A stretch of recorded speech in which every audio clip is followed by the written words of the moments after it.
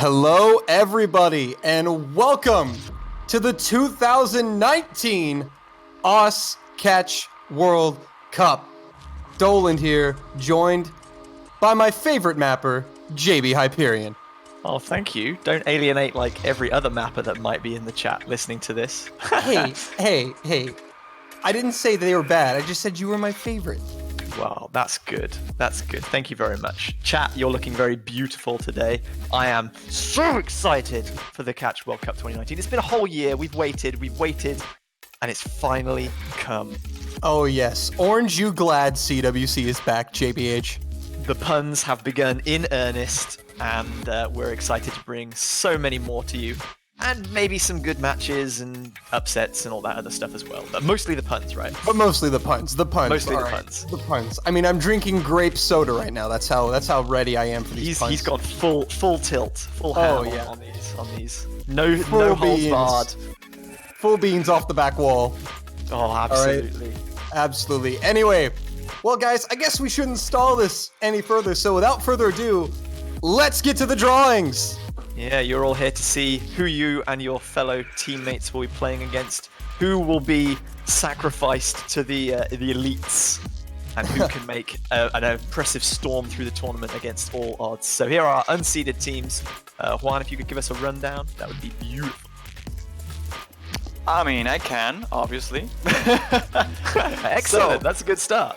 That's a good start, isn't it? So for the unseeded teams, we have Canada, Sweden, Brazil, Denmark, Czech Republic, Japan, Thailand, and Belgium. Obviously, as every single year, we will be drafting the unseeded first, then the low seeds, then the high seeds, and then the top seeds. 4 teams in each group for 8 groups to compete for the Catch World Cup.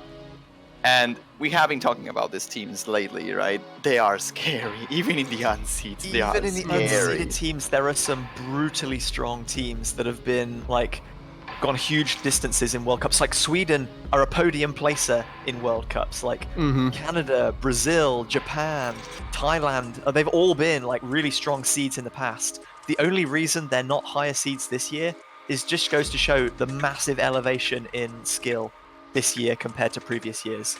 Yeah, that's one thing. Gone are the days where you can take an unseeded team as a free pass. Yeah, there's some absolutely scary unseeded and low-seeded teams, as you guys will see. But the first thing we noticed immediately once we kind of the seedings were set up is we noticed how close some of the numbers were between these teams. So the competition is going to be really insane this year, and I'm looking forward to it. But as always, we start with the unseeds. So Juan, without further ado, let's get it rolling. Spin the wheel, Chief. So for Group A, our first team to be selected in the 2019 Us Catch World Cup will be Belgium. Belgium coming in as the lowest seed, just making it in, but they're here, folks, in Group A. Belgium are captained by Quinton323, alongside Seraph, Zind, Pereplucia, Azari, and Smoked. Yeah, so Belgium are making their return to the World Cup. It's been the first time since 2016 when they last entered. And they're obviously going to be looking to make a bit of a comeback. They've not had a chance to compete on the world stage in so long. So even as the lowest seeded team in the tournament, as we said, the standing of teams is so ridiculously high. Everyone's been brought much closer together. So they can definitely make an attempt to make this appearance. Seraph, as you mentioned, is captain. He's the only surviving member from the 2016 tournament. And he's got a lot of people around him that are new, eager, hungry, willing to make an impact. And I think they should be able to compete in most mod pools, despite not having any one real star player that some other teams have. Yeah, they definitely have players that are of rank and can play group stage maps. So hopefully for them, they get a easy group, as much of these unseeded teams are looking for in this draw. So Belgium to Group A, to Group B, and in Group B, it's going to be Japan. So the land of the rising sun, unfortunately, have fallen off this year. Captained by Ted alongside Nora Arcat, Kusakabe 001, Furley, and Yami 1828. Japan are missing a lot of their stars this year, JBH. Yeah, can you believe Japan are a no seed? They've got no EKR, they've got no Sekirai, no Molkus, who had a really difficult tournament last year. I'm really unhappy that he's not able to come back and really show what he's capable of. They're definitely trying to recover from like a massive exodus almost of all of their core players. They reached the semifinals in 2017 and imploded quite spectacularly against eventual winners South Korea and Netherlands in 2018's knockout stage. So yeah, as you said, Nora Arcat and Furley, definitely two star players that are still flying that flag. But it's kind of difficult to see who will be able to support them. I mean, it's a 3v3 tournament, so Yeah. you need 3 players to support, and I'm not sure who's going to do that for Japan outside of Nomad and maybe Hidden. Yeah, and that's been a problem we've always talked about with Japan is their lack of the third player. It's kind of what killed them last year. So we're really going to be looking at Ted, Kusakabe, and Yami to step up and try to fill that third spot to support their star players, Norcat and Furley. So Japan will go to Group B, on to Group C. And landing in Group C, it's gonna be Brazil, captained by my former AXS teammate, Hanik. Joining alongside him is Super Choke, Taishi, Predominator, X-Nando, and Overdose. So a lot of familiar names on this Brazilian team, but a few new ones, JBH. Yeah, a few new team members part of Team Brazil, and Captain Hanek is obviously stepping up this role. He's definitely the standout performer on the Brazil side, but as you said, a lot of quality tournament players that have got a lot of experience in the Brazil roster. What's really undone Brazil in the past is their availability. Quite often when they've got to like knockout stage matches, scheduling has like really stuffed them, or they've had difficulties getting people to be available. So whilst they are a team of excellent tournament players, they've never really gone as far as their kind of skill suggests. And like the fact that they're an unseeded team this year, like they're definitely not someone that should be taken lightly. This is they're definitely not one a of free those pass. kind of like trip up hazards that a lot of more experienced teams could easily fall against. So don't underestimate them in any case. Yeah, and here's another unseeded team that if given a group, the right group, they could advance. It is possible. Brazil has a lot of veteran players with CWC experience on the roster, so they're going to be looking to call upon that experience to get them out of the group stages. But on to Group D. And in Group D, it's going to be Denmark. So, for the Danes this year, captained by Sharp N, and then joined alongside Captain, Magma, Kare, Waffle Latte, and Schnitzelbe. Yeah, Denmark are another team that have a lot of experienced tournament players. Sharp N is definitely the standout performer on their team, who is obviously captaining this year again. They might come into some difficulty when venturing outside of no mod, not because they don't have good mod players, but because I'm not sure they have 3 people who can all perform excellently on the same mod. They have like 2 good hidden players, 2 good hard rock players, but like some people are going to have to step up to things that they're not uncomfortable with, but they don't specialize in. So that could be a little struggle for them. But that being said, they did win an excellent tiebreaker against Debutants Thailand last year, so we know they have what it takes to win in high pressure matches.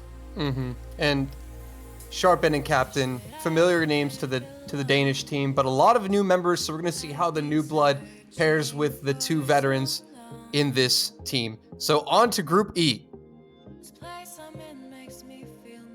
And in Group B, it's going to be our only debuting country this year, the Czech Republic, coming into Group E, captained by Netrix, joined alongside Wishes, Macron, and Simply High. So, the Czech Republic, our only debuting country, JBH, what can we say about them? Well, technically they're not a debuting country because they did participate. They are. They did participate in the World Cup in 2013 in a joint team with Poland, but that was 6 years ago, and they weren't like a solo entry. So, sure, we'll say they're a debuting team. So we'll say this is their solo entry for the tournament. Their first time flying their own flag. Yeah, much like Romania in 2017, their captain, Netri, as you said, he's really managed to kind of scrape together a lot of skilled but disparate players that were good, definitely, but maybe didn't all kind of communicate and organize themselves around the time of CWC to form a team. And I think they'll be really wanting to use this opportunity to make a good impression, because this is their first time appearing, a lot of them, on a World Cup or even a big tournament stage. And although they are trying to make a good impression, their players don't have the most mod experience, and as you said, they only have that roster of 4. So if they have any lack of availability or other teams try and strategize against them by banning out particular picks or forcing them onto stuff they're not comfortable with, they could find it difficult. But I think their priority should be to have fun, to gain experience, and maybe throw in a few upsets and hype moments if they can. Take a couple points here and there. Hopefully we'll see some amazing stuff from the Czech Republic. But moving on to Group F. And in Group F, it's going to be Canada. Oh, Canada, captained by, here we go, www dash, joined alongside by Henrik111, Earl _www, and Melonsai. Yeah, not quite as many W keys required as in some of our previous World Cups, but there's still some prevalence there. Again, Canada, an unseeded team. Can you believe it? Mm-hmm. Like, they're the highest unseeded team in this year's World Cup, and they do retain a large part of their roster from last year's tournament. Unfortunately, they got really kind of hammered in their draw last year. They ended up with Taiwan and France, and that was a bit difficult for them. I'm not surprised that they succumbed to a group stage exit, not because they have bad players, but that is a fairly brutal matchup. Yeah. And although they will be hoping for a better draw, they don't just have to rest on their laurels. They, as always, have some very talented hard rock players, and they're not a team to be underestimated. I know I've said that about a couple of teams already, but they are the highest unseeded team. They could easily be like a low-seeded team, and they could easily beat a lot of other low-seeded and maybe some high-seeded teams as well. True. So that's going to be Canada in Group F. Moving on to Group G. 2 teams remaining. And it is going to be Thailand making their return to the World Cup, captained by Ado, joined alongside TNK, STC, Sakura, Sari Oni, and Non-Essential, a 5-man team for Thailand this year. Yeah, Ato is kind of in an unlucky situation at this year's World Cup. They had a great performance in their debut last year. They didn't win any games, I think, but they did lose a very close tiebreaker, and they did really perform quite well. But they're missing so many key players this year. They have no Kukai, they have no Luminate, they have no Rue. Their new roster does include some highly capable hidden specialists and some hard rock experience. But the problem that they had last year was their lack of experience. And now, even though they're going into their second World Cup, their roster is almost entirely new, so they still are lacking that experience. And I think that's what cost them in that tiebreaker loss to Denmark. So it could all come down to how their new players handle the World Cup stage. Do they perform better under the bright lights? Do they have like a repeat of the same problems? How do they handle that pressure? And can they pursue that first World Cup match victory? Yep, and that's what they're going to be chasing this year with that new roster. But on to our final group, Group H. The last team, it's going to be Sweden landing in Group H. The former bronze medalist Sweden, captained by Satomi, joined alongside by Dada Pasta, Yukitero Amanu, Austin, Aesion, and Coco Sunshine. A couple new names to the Swedish roster, JBH. Yeah, so they've got a couple of people that, like, Aesion is damn easy, I think. He's had a name change. Obviously, Austin is a fairly underranked player that has performed very well in tournaments in the past. And Yukitero Amano is someone who, like, he's been around in tournament play for as long as time has turned, really. And although his rank isn't as high as some other performers in this World Cup, like, I think he is the 3rd ranked player on their team, and that has dragged their average down slightly, but doesn't drag their performance as a team down in any way. And as you said, they were bronze medalists in 2014, so it's been a little bit of a long time since that kind of heyday. They were knocked out last year in an unfortunate loss by default to Poland because of a roster inavailability, and they must surely want to correct that. Yeah, absolutely. And I think what we mentioned too, I think Sweden is probably one of, if not the most dangerous unseeded team here. I mean, there's several dangerous unseeded teams, but I think Sweden just stands out when you look at that list. Yeah, like as we said with some other teams, there's been a huge improvement in skill for all teams over the past year, and it definitely won't guarantee them a knockout stage spot as it maybe has done in previous years. But Sweden are always a sure bet for some drama, some nail-biting moments. All 3 of their group stage matches last year went to tiebreaker, and they won 2 of them, including that epic match against Germany where they replayed da-da-da-da 4 times in a row and tied. Like, the nerve that those players had to hold to perform at that kind of level over and over again was fantastic, and I hope that we can see that again from them this year. Yep, well, that's going to do it for our unseeded teams placed in the groups. We're now going to roll on to the low seed. These are teams ranked 17th through 24th in the seedings. They make up the third group of 8, and here they are. It's Australia, Hong Kong, the Russian Federation, Venezuela, Italy, Colombia, Norway, and Argentina are our low seeds for this year. So without further ado, let's see who will be joining Belgium in Group A. You're stealing Juan's job there, man. I totally That's fine. forgot. I'm good. I'm good with that. No problem. One's like, I guess I'll just spin the wheel then. Okay, we're gonna do this. We're gonna get Colombia here. Okay. Let's see. Let's see the skills. He's rigging it. He's rigging it. If it's Colombia, he's rigging it. Oh, it's almost Colombia. It's like Venezuela. It's close enough. That's almost Colombia. So Venezuela are going to be the first team picked here. They're landing in Group A with Belgium. So for Venezuela, captained by Zoleta, joined alongside Alice 50, Hisashi Shimuro, Sugumi, Ketsu, and Coco Fangirl make up the team for Venezuela this year, JBH. Yeah, Venezuela didn't qualify last year. I think they were in one of those 33rd or 34th seed spots and were really unfortunate to miss out at the expense of Portugal and Thailand and Vietnam and some other teams. In 2017, when they last participated, they unfortunately suffered a hat-trick of 4-0 defeats. Their group was highly competitive, so I don't think we should blame them too much. And as we are aware, they've definitely improved a lot, and they'll be looking to correct some of their past struggles. Ales 50, their captain, has some pretty unknown players at his disposal, but they definitely do have experience, and especially in No Mod and Hidden.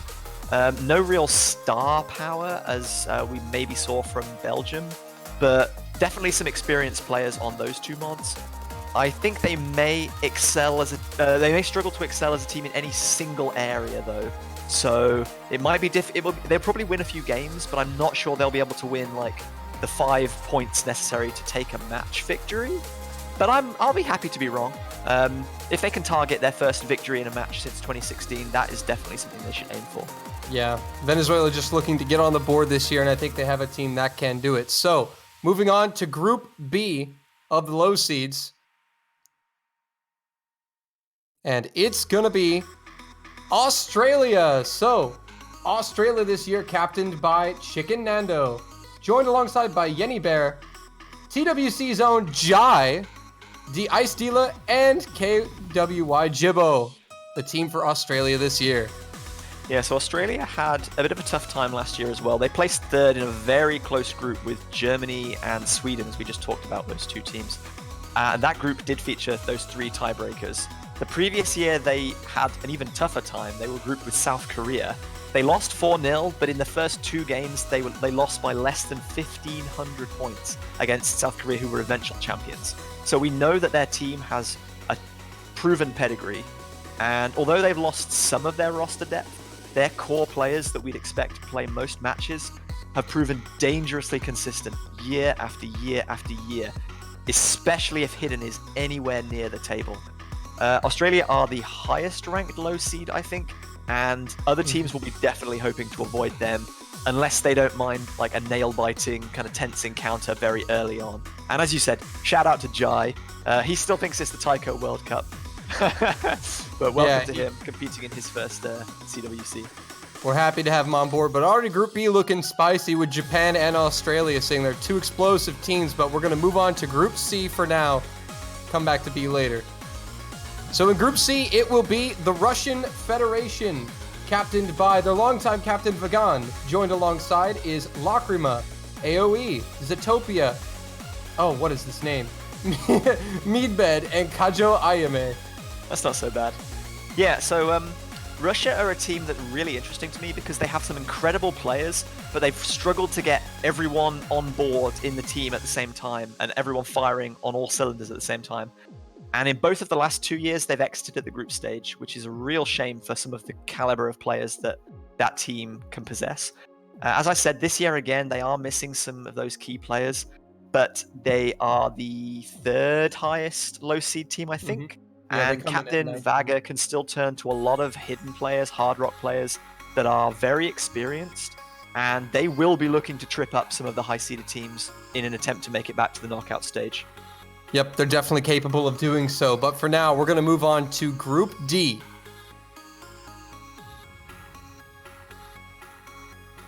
There we go. Yeah, there we go. All right, so in Group D, it will be O1's home country, Hello there. Argentina. Argentina! Captained by Force. Joining alongside him is going to be Velper K, Nacho X, Warning Dark, my bad, Jeremias, and Ambition for the Argentinian roster this year. Yeah, and here we really have to talk about the mythical Velper K returning to Argentina after a period of exile. They had a challenging group last year. They were drawn against the US and the Netherlands, so they'll be hoping for a little bit more fortune this year. The rest of their roster besides Velper K and Force might struggle to keep up in some more high-pressure situations outside of Hidden and Nomad, but in 2017, if we go back slightly, Argentina topped their group containing France and Romania. So potential heroics on the cards again for them this year? I'd like to see that. Potentially, and we'll see what unfolds here, but Argentina will go to Group D with Denmark.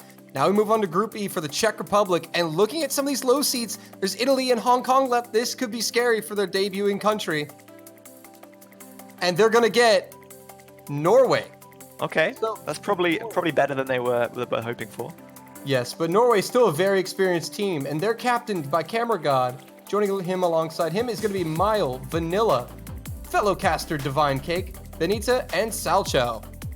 Yeah, so Norway, as a lot of the teams this year, have lost some of their key players. They have no Groex and they have no Razor Sharp, but they have still retained most of their core roster with strong players from 2018. They have so much Hidden experience in particular that any team that picks Hidden against them or is looking to maybe battle their way out of some Hidden points against Norway is going to have a tough time. The destiny of Norway almost always seems to hinge on their consistency and their calmness under pressure, because they just seem to be in so many tiebreakers and they always do well in them, even against teams that are traditionally much stronger than them. So they'll definitely be backing themselves to pull through like crunch games and maybe some tiebreakers. Mm-hmm. It just depends on whether they can keep up with the escalating difficulty of the map pool should they make it out of the knockout stages. Yep. Should they make it out of the group stages, sorry. Yeah. And the Czech Republic will be tested here. Norway are an excellent team to test this debuting country. But we're going to move on to Group F. And let's see who's going to be joining Canada in Group F. It will be Italy, one of the most feared low-seeded teams, aside from Hong Kong, I would say. Italy are captained by Karim.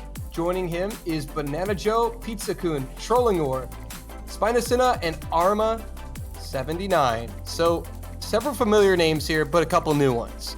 Yeah, so when it comes to Italy, you really have to feel for them. They just seem to draw the shortest of straws when it comes to World Cups. Like, last year they had the US and Netherlands, and in 2017 they had Poland and South Korea in their groups. It's just brutal, man. Like these guys need to catch a break, and they've got Canada in their group, so I don't think they're like big break. It doesn't look like it's coming this year either. But as you said, they do have some new players. They are captained by Karim, who is like just an all-round monster of the game. Some of their new players are less experienced in tournaments, but they can rely on the World Cup experience of some of their more core players. They'll be hoping to like boost the team when it comes under pressure and just give everyone a little bit of reassurance. They definitely have what it takes to perform on Hidden and Hard Rock in particular. And Karim is just... He's basically declaring that he's going to FC most things in the group stage, I would imagine, so... Yeah. Moving on to Group G. Joining Thailand will be Hong Kong in Group G. Hong Kong, captained by Touch Me. Joining alongside him will be Latifa Sama, Sugetsu Kyoka, Sakanaz, AJ Styles, nice name, and Time Series. Yeah, AJ Styles is Neo01, I think, who competed in last year's World Cup. Hong Kong are another team that, can you believe they're a low seed? This is a team that always makes it to like top 6, top 8. They only ever get defeated by like the South Koreas, the Chinas, the Indonesias. Like, the fact they're a low seed is purely down to missing so many vital players. They have no Alien Flybot, they have no Alice Cartelet, no Chung Bi, no Hinex, but they can not quite fully offset, but like Touch Me finally making his World Cup debut is going to be massively exciting, an absolute monster on Hard Rock. And Latif Osama can still turn to some of the other players, as you said, who've participated in World Cups before. Hong Kong they're just such a poster child for teams that punch so far above their weight in tournaments and trip up stronger opponents. So underestimate at your peril. Yeah. So, and rounding out our low seeds in Group H is going to be Colombia. Colombia are captained by Delay. Alongside will be Narnia, Titan, Azu, Umi Sonoda, and Unordinary make up the Colombian roster this year. So let's have a look. So Colombia were part of 2018. They were the lowest seeded of all the teams that competed in the 2018 Catch World Cup, and they won just a single game, but their group was pretty testing. I think they've made pretty significant improvements to their roster all round, really, and no modern hidden, as some of the lower seeded teams are kind of quite familiar. That's probably going to be where they're going to look to pick up most of their points. They should be aiming more towards consistent performance rather than like claiming massive victories, because whilst they don't have any real star power players, they definitely have potential to catch some other opponents unaware by how much they have improved. Yeah, definitely. So that's going to do it for our low seed. We're going to move on to our high seeds. And disclaimer, I think, JBH, this is one of the most dangerous high seed brackets we have ever seen in a Catch World Cup. I think we're pretty much on the agreement with that, with like all of them, like the pool so far. Like even the unseeded look terrifying. We've got teams like Hong Kong and Italy in like the low seed, like Japan and Brazil and Sweden and Canada are all unseeded. So just before we move on, like very quickly, which groups do you think are looking like really dangerous, and which do you think are looking like a bit more safe? Well, right now, my eyes are solely on Group B, Group F, and Group G, because there's some F and dangerous G look fairly terrifying to me, I'm not gonna lie. Group B looks interesting with Japan and Australia, but already seeing, you see Italy and Hong Kong in the group. Also, Sweden's there as well in Group H. There are some groups that if they get a certain high and top seed could turn very scary very quick. So let's go ahead and introduce our high seed teams. These are teams seeded 9th through 16th, and they are as follows: Indonesia, Taiwan, Romania, Poland, the United Kingdom, Vietnam, the Netherlands, and Mexico make up the high seed this year. Indonesia is a high seed. Look out. Yeah, we'll get to them shortly, but yeah, you can see there are some fairly terrifying names, and we're not even at the top seeds yet. Absolutely. So without further ado, let's see which high seed will be joining Belgium and Venezuela in Group A. It will be Poland. So, the Polish this year are captained by Bobber of Darkness. Joining him is Cosmic, Skylia, Rawaj, Jumper, and Lechucheku. Yeah, so Poland have been bolstered by the late addition of Lechu, as you said. Wasn't on the roster initially, but we got that cleared up, so he's cool to play, and that has really elevated their ranking. The only thing Poland will care about for at least the first half of the tournament is, please, dear God, can we avoid China at all costs? Yeah, this poor team. They are unbelievably cursed.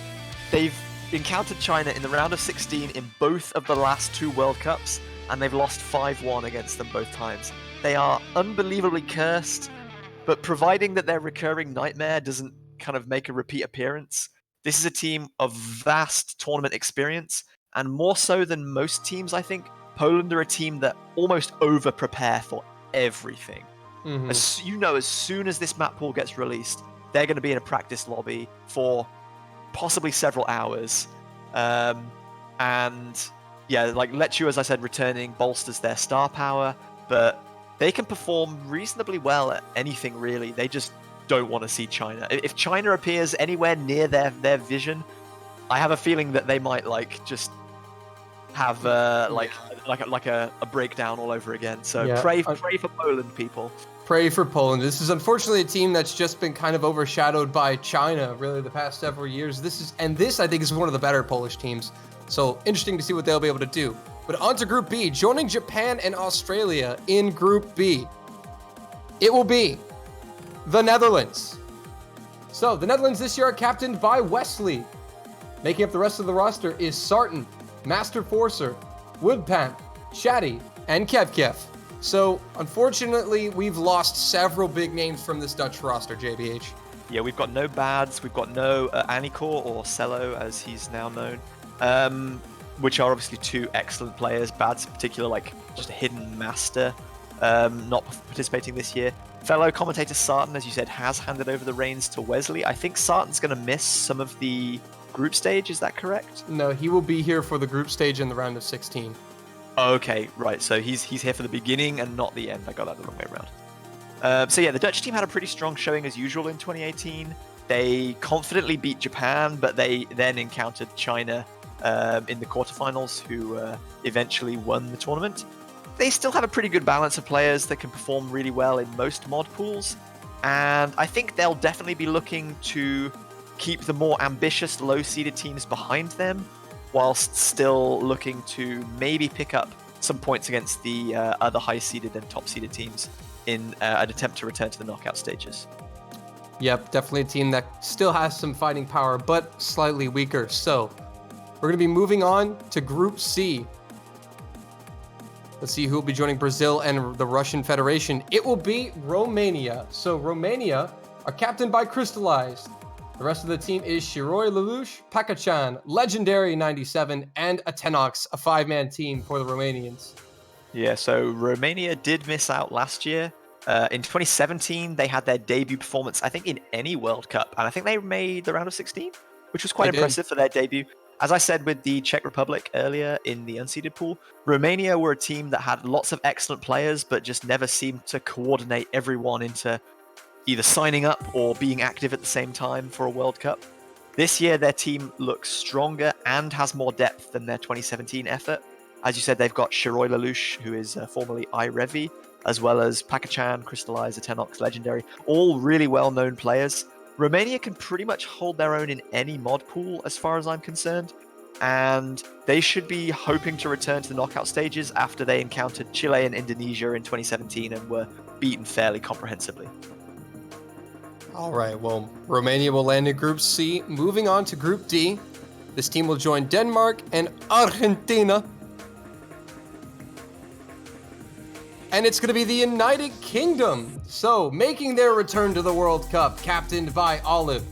The rest of the team is M-Bomb, With a Lotus, Matt H, JB Hyperion, and Hey, Fab that's me. Ninja. Hey, that's you. Me. JB, take it away. Talk about your team real quick. Yeah, so just like Romania, Great Britain were a team that failed to qualify in 2018, mostly because they just didn't coordinate their players into all being active in the game and signing up at the same time. But they had a pretty decent showing in 2017's group stages. They were surprisingly, really good at double time, which people weren't expecting at the time. And I think that's going to be bolstered quite a bit again because they've added Matt H to their roster, who is a pretty scary double time player, I'm not going to lie. They unfortunately kind of came undone in the knockout stages because of availability issues and some hardware details. But I think they've got a reasonably balanced roster. We should perform decently on most mod pools. I just hope that people's kind of tournament rust and cobwebs are shaken off and we can perform at a reasonable level. A knockout victory may be stretching it a little bit far, considering how much better all the other teams have gotten this year, but I don't know. Personally, I'm just here to have some fun. I participated in 2016 and it was not fun, and I would like to have some fun this year. To have some fun. I think that the group we've got is looking pretty good so far, but yeah, I'm hyped for my boys. I hope they do a good job, and yeah, I hope we get a reasonable top seed in our group too. Well, here we go. On to Group E, joining the Czech Republic and Norway. It will be Taiwan. So Taiwan are captained by Naniwa. Joining him is Dodobi, Itslingers, Sanami, Atsuko Kagari, and Nikaido Shinku. Yeah, so Taiwan, as we kind of said about Hong Kong, they're a bit of a no-nonsense team. They don't have hugely kind of flashy presence in terms of their players are fairly kind of quietly spoken. They often fly under the radar and just, oh wait, we're in the semi-finals and Taiwan are there again. We don't really understand how they get there most of the time because their matches are just, well, I don't want to say they're not the most exciting, but They're they just kind a of team that people forget about the most. people forget about them. They're just so consistent, and people expect them to perform exceptionally well, and they do. So we don't talk about them much. As you said, Naniwa is captaining. I think this might be his last World Cup. He's indicated that he might not be participating in the future. So I really hope that Taiwan have a strong showing and he kind of enjoys this. They're definitely joined by some more veterans like Dodo Ebi, who is OIC, I think. And a lot of their players are pretty multi-talented. They can perform well on any really kind of mod combination or like convert specifics, doesn't really matter. Taiwan are one of those teams that you don't really know how to strategize against them because they're just generally good at everything. They don't have any obvious weaknesses. And in the group stages where everyone is expected to do like reasonably okay, then it's very difficult to pick up like easy points against Taiwan. Mm-hmm. Yep, they won a epic tiebreaker over France in the group stage last year by 3,000 points, so we'll see how they perform this year. Moving on to Group F, joining Canada and Italy. Oh man, Indonesia still looms. And it will be, it's gonna be Mexico. That was so close. Oh man, I'm already getting confused with these flags. Look at the flags, Mexico and Italy. All right, so for Mexico, the captain is Daxaraz. Joining him is going to be Cowboy, Delic, Casho, CX Lucha, and Firu. Big name missing, Ponchiwi not on the roster here. Yeah, their former captain from 2018, he did not have an enjoyable tournament last year. And either he's not playing the game actively or he's just chosen he doesn't want any part of the World Cup anymore, which is very sad because he is an outstanding player. This is worrying me. Mexico are the lowest high-seeded team, and they're in a group with Italy and Canada. Like, yes, they have excellent tournament players, as you said, like Daxaros, Cowboy, Astria, Casho, etc. They're a force to be reckoned with anytime Hard Rock is anywhere near the pick selection. But I kind of worry for them a little bit, for the teams that are going to be nipping at the teams nipping at their heels, Italy and Canada. Mexico made it to the semifinals last year through some skill and also some good fortune, and they would like to repeat that performance. But is it bad? I can kind of see things coming spectacularly undone for them. Is that bad? They have a really tough draw so far. Yeah, it's a really tough draw right now. But we're going to move on to Group G, and JBH, Indonesia and Vietnam are two great teams. Look at the teams left. This is going to be brutal.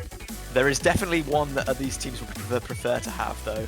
And it's Indonesia and Hong Kong in the same group. Oh my goodness, this is so stacked. Oh boy. So here we go. The 9th seeded Indonesia, the highest ranked high seed, captained by Dika. Joining him is Galaxy, Mitalinsky, Fantastic, Extinction, and Lewind. Oh. Indonesia have made Imagine the top seed that gets in here, though. Oh my god. Like, any top seed does not want anything to do with Group G right now. Holy moly. Indonesia have made the podium twice. They were 2nd in 2016 and I think 3rd in 2017. But they've obviously never... They're 4th last year, so they have a history of making it the distance in World Cups. They'll have to do it without Deceitful, though, the SS god of previous World Cups. So that's going to make it a little difficult for them, and I think that's what's kind of bumped them down to high seed. Despite those missing names, they still possess some of the most dependable tournament players in history, really. I mean, they've got Dika, they've got Galaxy, like... These are names that participate in pretty much every World Cup, every like single-player tournament going, and do really well. They're masters of hidden. They demonstrate excellent hard rock and double time players. Also, anyone who's in this group is going to find life extremely difficult. And now we're going to, unfortunate enough to draw them, needs to look out. Yeah, and now we're moving on to Group H. Vietnam filling this group. Group H is a little dangerous too, not as dangerous as Group G is, I would say. But Vietnam, the team last year that debuted and really turned a lot of heads. They took 7 points, lost all 3 matches, but played 2 tiebreakers, took a point off of Hong Kong. So Vietnam, the roster, captained by Absolute, joined by Siona, Close, Hana Yukiko, Saya, and Mother Nature. Yeah, Vietnam are a team that did so much better than their statistics from last World Cup demonstrated. They were like a debuting country. They were in a really tough group. They had Hong Kong, Mexico, and Singapore. They didn't win any of their matches, but 2 of those matches went to tiebreaker. And the experience that they've gained since last year with most of the same roster, I think Captain Absolute will be looking to lead his now experienced tournament team to the knockout stages at the second attempt. Like, they don't have any obviously good, like really good double time players, but everything else I think they have pretty well covered. Yeah, competition is going to be fierce in that group with Sweden and Colombia. All countries who are either really good or just have improved a lot. So, but ladies and gentlemen, now it's time to get to the top seed. Ranks 1 through 8 coming across your screen, and they are as follows: South Korea, the United States, China, France, Chile, Germany, Philippines, and Finland. And I think the country that turned our heads the most was Finland, who knocked Indonesia out of the top seed into the high seed. Finland making a top seed appearance. Yeah, we'll get to them shortly, but really impressive roster from Finland. Great to see them. Unfortunate, obviously, for Indonesia, but that just makes everything turned on its head so much more, which makes it so much more interesting. Well, here we go. Let's go ahead and roll it. Can we assume this rolls to who gets Group G? Like, all the top seeds are like, I don't want Group G. I don't want Yeah, but Group to be G. fair, like, Group F is terrifying. Group H is pretty dangerous. Like, I mean, I think C nothing doesn't is look- as bad as G. Yeah, honestly. like, G is obviously the killer group here, but I don't think there are any, like, really easy groups here. Yeah, there's I'll a say few, like, Group D, maybe E? I don't know. They're all scary, though. they're all I a think, little I think scary in their own right. A, D, and E are probably the safer groups, whereas F, G, and H are probably the more terrifying ones. Yeah, Group B is also very interesting, but... All right, well, let's go ahead and roll it. So joining Belgium, Venezuela, and Poland in Group A, it will be... Drum roll, please. Oh, we get to talk about them now. Finland. We didn't have to wait at all. We didn't have to wait at all. So Finland, captained by Forgotten Taco. The rest of the lineup is Yurdi, Asumi, Kurtzi, Nikolai, and Noksu. Yeah, so Finland and like the Scandinavian kind of dynamic at the World Cup is always an interesting one to talk about. There's always like one team that maybe rises slightly above the others in terms of performance, and it definitely looks like Finland have given themselves off to a great start this year. They're led by Forgotten Taco again, and their team comprises of some massive hidden and hard rock players. They should definitely be looking to claim a knockout stage victory this time around. Roster depth issues kind of stuffed them in 2018. They had a loss by default to Mexico last year, which was very unfortunate. So if they can get all of their players like active and available at the same time, they're going to be a dangerous team to try and strategize against. Can't wait to see Finland versus Poland. That's going to be a great match. We're going to move on to Group B, and this is dangerous because they have to pair up with Group G in the round of 16. So this will be very dangerous. Will it be the US and Netherlands again for the 4th year in a row? Will we get it?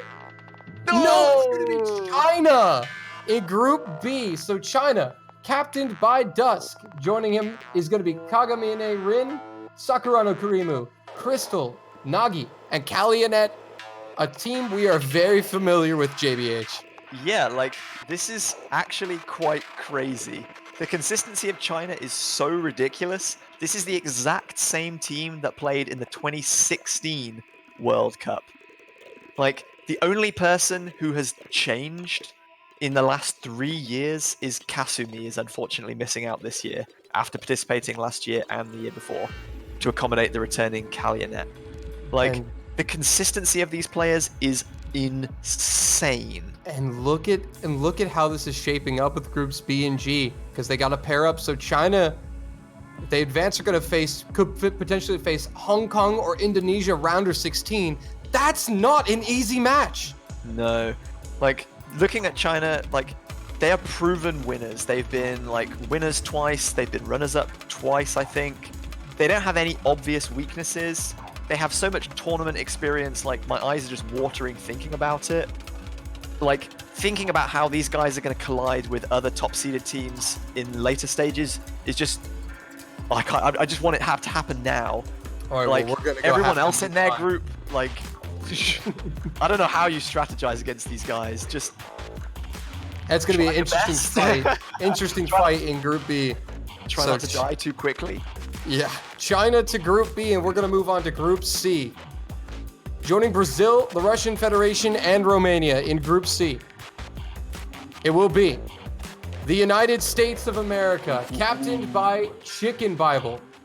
Joining him is going to be Kendall, Karisu, Zach, Rust LD, formerly known as Guillotine, and Lexi. Really excited about this American team, JBH, seeing some of the names returning, some of the names debuting. This could be a very, very good United States team. Yeah, so US were bolstered by that final taste of tournament podium success last year in that loss in the grand final to China, so they took second. They are joined by Kendall and Lexi, who are making their World Cup debuts. This is definitely a team, as you said, that is capable of making a monster run. But can they contend again with the Koreas, the Chinas? I think they can in the hidden mod pool, because you've looked this lineup, you've got Guillotine, Zach, Lexi is absolutely insane, and then on the other side you've got Chicken Bible, Kendall, and Karisu, who can definitely cover the hard rock aspect. We already know how dangerous this team is on no mod. Double time has always been the historic weakness of this team. Well, you say it's a weakness. They still have excellent players. They just don't have as good double time players as the South Koreas. Well, yeah, when you're contending with the Koreas and Chinas, that's when it becomes a weakness. But the US is still very good across all mod brackets on most stages. So they're joining Romania, Russian Federation, and Brazil in Group C. Yeah, I think they'll be pretty happy with that group. I think they are, yeah. Moving on to Group D now. With your team, Korea. Please not Korea. Denmark, Argentina, and the United Kingdom. It's gonna be Germany landing in Group D. So, Germany are captained by Vinci007. Joining him is Porion, Genoshi, Namirin, Inryoku, and Marvmalo. Yeah, see, Germany are without the pillar of their previous campaigns, Note Kuroi, who seems like he's been in pretty much every World Cup ever. So Vinci stepping up to the captaincy. Also, interestingly, no Sasaki and no Tenshi-chan. But I think their replacements are frankly equally as terrifying. This is definitely not a weaker Germany by any means. I mean, when you can flat out basically almost replace a whole team and still maintain a top seed position, that is scary. Yeah. They reached the semifinals last year, and they topped a pretty testing group that had Australia, Sweden, and I think Brazil in it, in Group A, which was the one that had all the tiebreakers, as we talked about earlier. Although they're maybe not quite on the level of some of the tournament favorites we were just talking about, these guys are proven winners that have made the podium 3 times in the past, and they're definitely not a team you want to give any small chances to, because they can run away with an advantage. So that's going to be it. That's going to complete Group D. Denmark, Argentina, United Kingdom, Germany. Moving on to Group E. 4 teams left. South Korea, France, Chile, and Philippines await groups. And in Group E, it's going to be the Philippines. Ooh, almost South Korea there. Yeah, we nearly ticked over on that one. So in Group E for the Philippines, captained by Roido.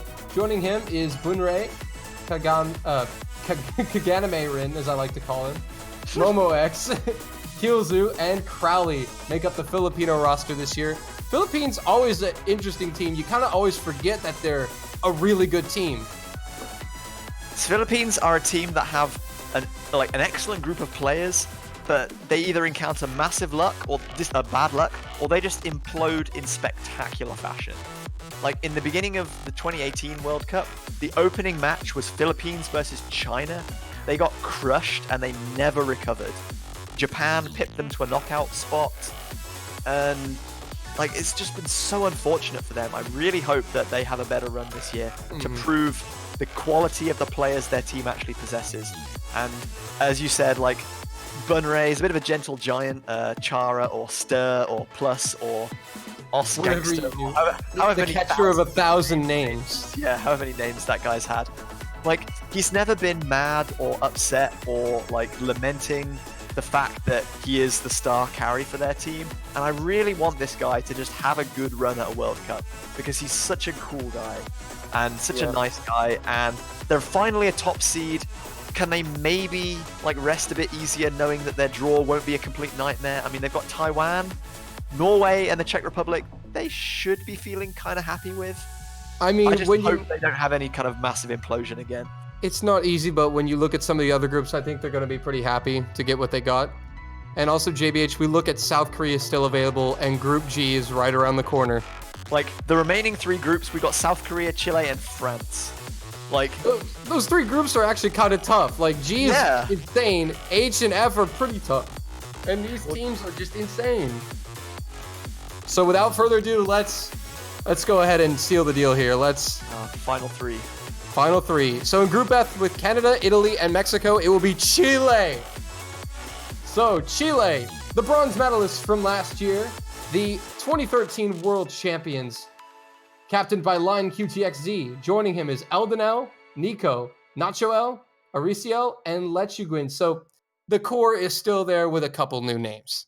Yeah, so Chile finally basked in some glorious renaissance last year. They were knocked out or like undone by roster inavailability for so many years.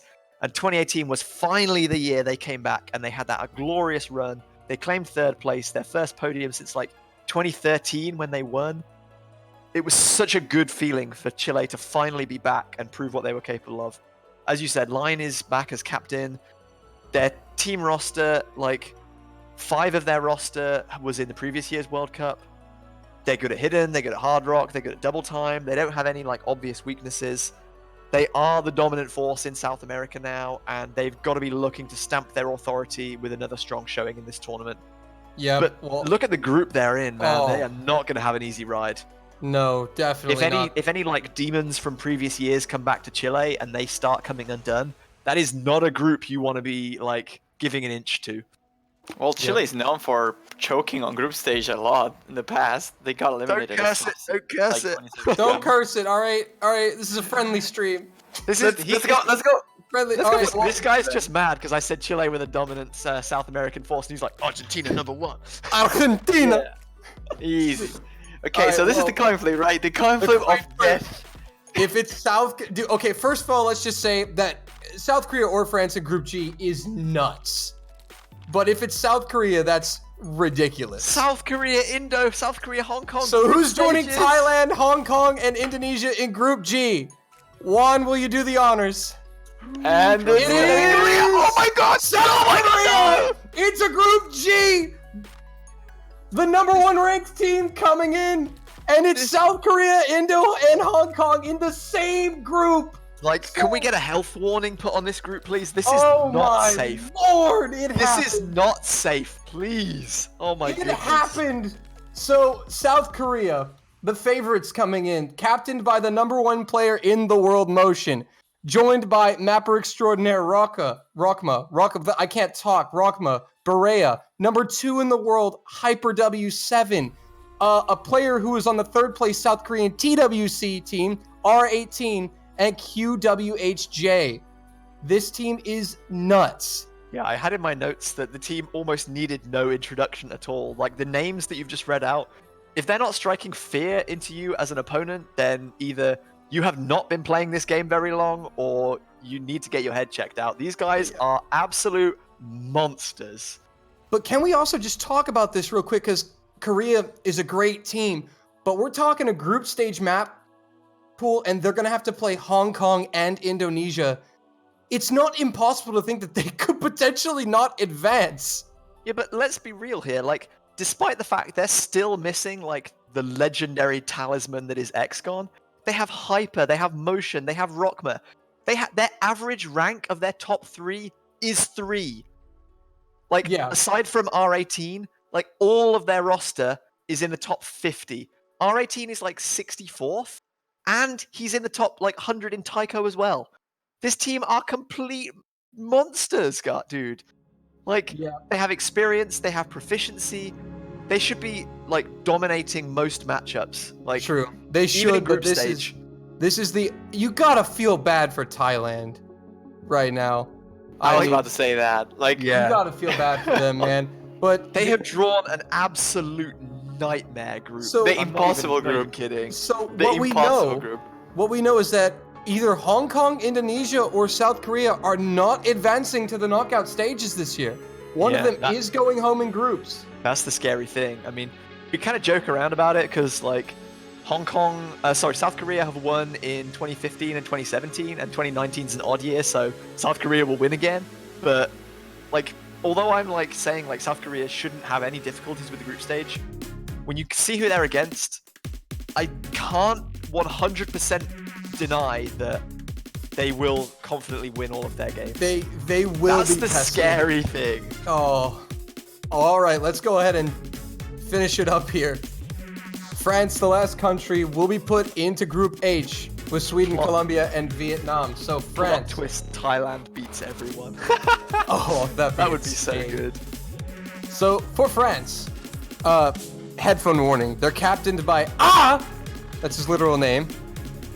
And then joining them is Monstraderful, No Life, Holo, Boros, and Alostis. This is probably the most dangerous French team I have seen. I think it's possibly one of the most dangerous European teams we've seen, period. Like, Definitely. Europe haven't had a podium since Germany took bronze in 2016. I might be kind of overhyping here. I hope I'm not. I honestly think this is the best chance a European team has had of getting a podium since then. Like, they're a team that has promised so much but delivered really inconsistent results. They were semi-finalists in 2016 before they lost to China, who were the eventual winners. They had a group stage exit in 2017, which was like, it was really eyebrow raising. Like, how did this happen? But they came back admirably last year to reach finals week. As you said, I think this is one of the most stacked rosters we've ever seen from France. They've got mod specialists in all departments. They have a great balance of players who can play converts as well as specifics. Like, they have to be looking at this as a favorable draw for them.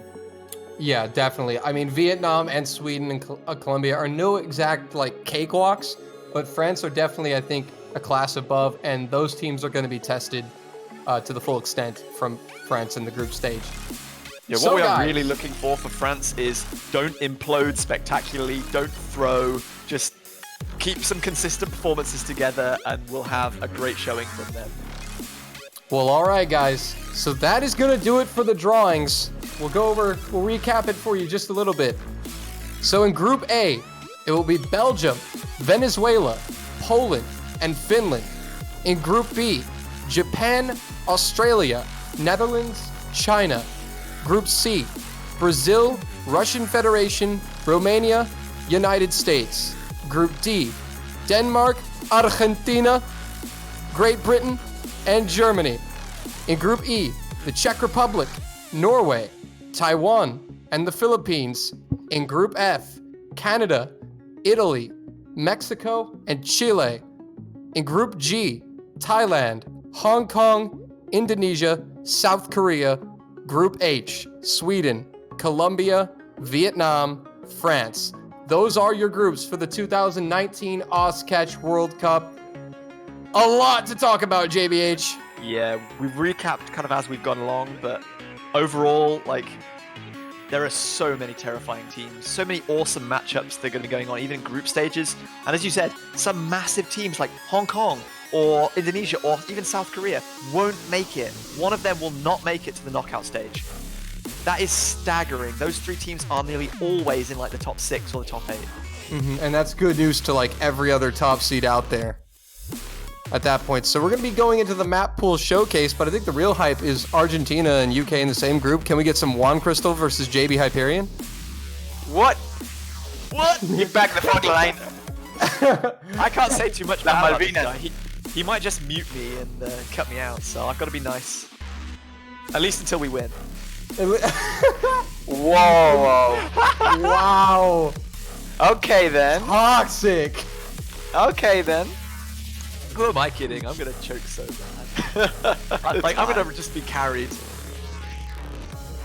Oh my goodness. All right. Well, so we now have the Mappool showcase for you guys for the group stage. Are you ready for this, JBH? I'm absolutely ready. I've got my handy dandy notes that the selectors have very kindly provided us. There's some interesting spice going on, so I hope you're ready. Well, all right. Let's get into our first no-mod map. It is going to be Roselia Neo Aspect, A. James's Reign. as our first map of the no mod pool. And there it is. So JBH, anything we can say about this map? So I think this is probably the easiest map in the pool, as we'll obviously see too as we kind of progress. It's fairly standard kind of anime fare is quite prevalent in the Oscatch mapping meta right now. So I think this is a map, or at least a style of map, that many players that play regularly will have seen before and shouldn't find too difficult. There's a lot of like anti-flow into and out of patterns that could trip up players, but I honestly think this is something that a lot of lower seeded teams even will find quite comfortable, and it's pretty much a comfort pick like Da Da Da Da that we saw last year. It'll be on that kind of level, I think.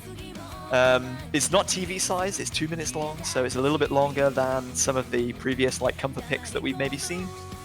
And one of the notes that I've been requested to mention is, let's not make this Bandori World Cup from Dave.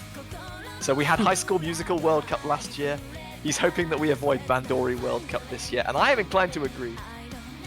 Yeah, I agree.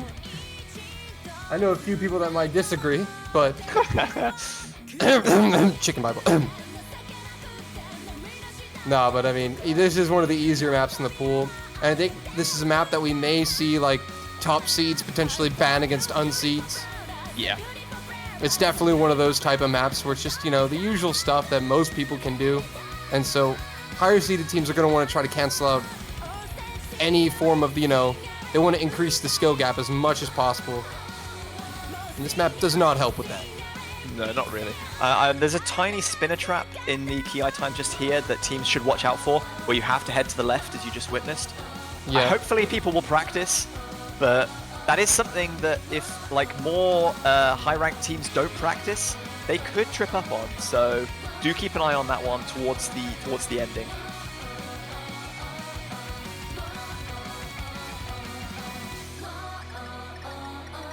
Well, that's gonna do Ascendant it. said, "I will never let another Bandori map through the map pool again." This is the first and It's the only one.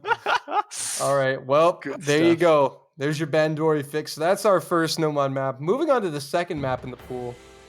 We've got Ito Kashitaro Hyaka Ryoren. Was that Ryoren? Ryoran, yeah. Ryoren. Blah. The sparks this- difficulty. Yeah, this is a map I knew absolutely nothing about until I saw it in the kind of the map pool selector notes. It's actually mapped by our selector FD Fluorite at the end of last year.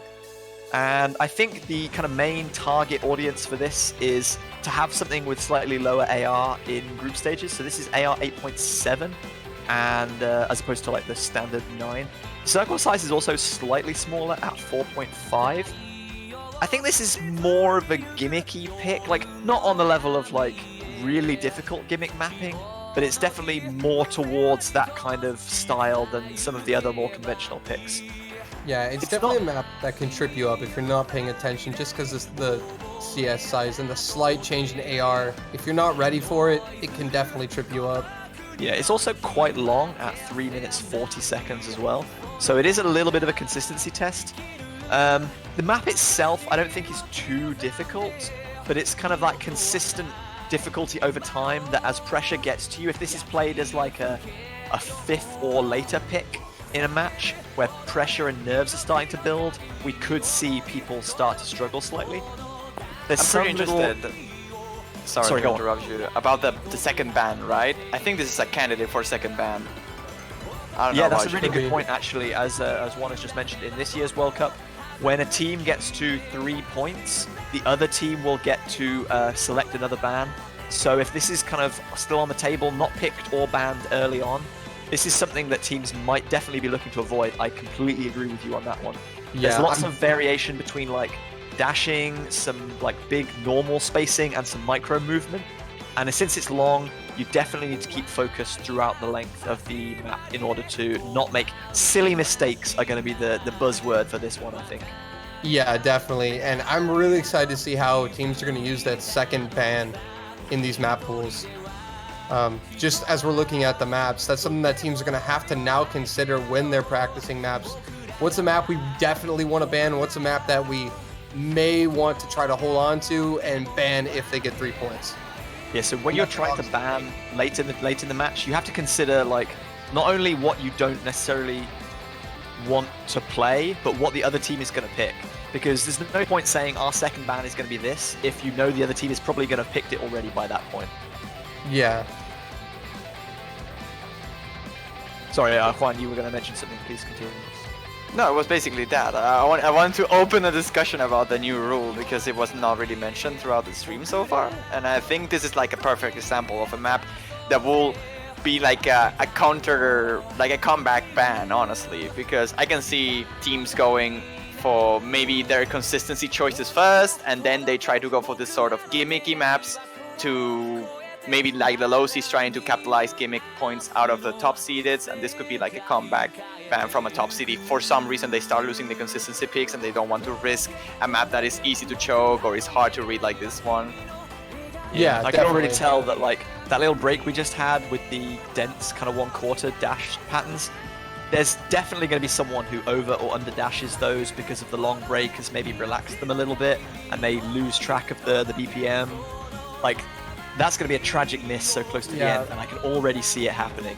Yeah, this map is definitely, it tests, it's a little bit of gimmick, it's a little bit of tech, and it's a little bit of consistency because it's 3 minutes. So it tests kind of a lot of different niche like skill sets in one map that is probably unlike anything people have played before in like a World Cup setting. I'd say I've never really seen a map kind of exactly like this fit into a map pool. We had like Saigetsu last year, which was kind of similar, but not quite as. It wasn't low AR, low BPM, and it wasn't quite as technical. But yeah, this is definitely like a step above for all those people that were calling for low AR, no mod specifics. Definitely. So that is our second no mod. Moving on in the no mod pool, we're gonna have a new map from our own JB Hyperion, Anti-Plur, 1 life left to live, the overdose diff.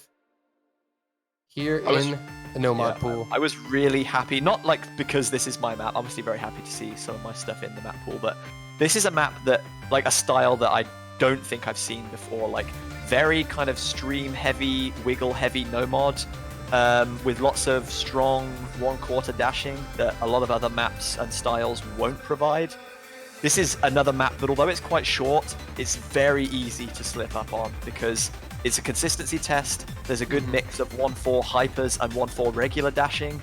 And like, again, there's a break in the middle which people might kind of relax in, and you definitely don't want to be doing that. There's just so many like little these tap dashing sections, kind of like a little just these technical parts that hit you so quick. I mean, even though the map is very short, and because the map is so short, misses are going to be punished a lot more on maps like this. Yeah, so this is quite a high density, so if you do break and you're consistent enough, you can recover fairly quickly. And it's something that there's no one like really difficult pattern. Like the 2 Ki sections, or rather the section before the Ki and the kind of build-up section at the end, which are quite 1/4 dash stream heavy, are quite chokeable.